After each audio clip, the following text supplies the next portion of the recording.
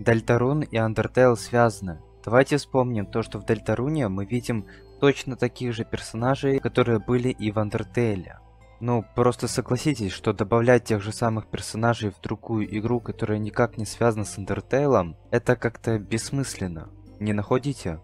Многие фанаты игры думают и полагают, что это какая-то параллельная вселенная Undertale, что это какая-то переосмысленная история, где на этот раз уже новый главный герой никому не нужен, и мнение которого никем не учитывается.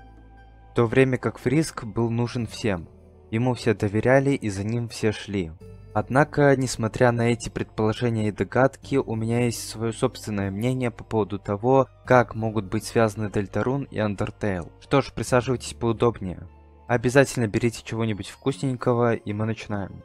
Итак, для начала хочу подметить тот факт, что все монстры, в отличие от Undertale, в Дельтаруне же они живут на поверхности. То есть да, они свободно, спокойно разгуливают по улицам. У них тут даже есть свой собственный правопорядок. Undyne так теперь вообще гаишником стала. Впрочем, что самое интересное, так это то, что наш главный герой из Дельтаруна прям очень сильно напоминает главного героя из Undertale, то есть Фриск и Крис, они очень сильно похожи. У обоих желтая кожа, у обоих почти одинаковая прическа, и оба почти одной и той же формы. И у меня есть такая версия, что Крис, возможно, является как бы повзрослевшей версией Фриска. То есть Фриск повзрослел, и теперь он живет вместе с монстрами на какой-то определенной территории, да, на какой-то определенной земле.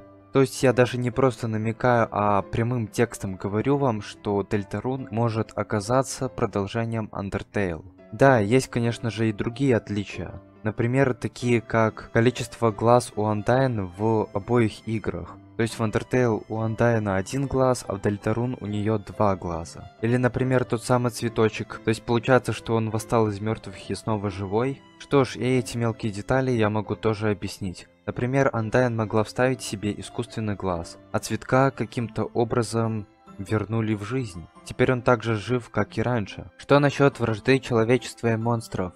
На этот вопрос я могу ответить так, что скорее всего было объявлено перемирие, и вследствие чего монстрам разрешили жить на какой-то определенной территории на поверхности. Кстати говоря, скорее всего именно поэтому Крис является единственным человеком в городе среди остальных монстров. Вот такое вот у меня, ребята, предположение по поводу связи Undertale и Дельтаруна.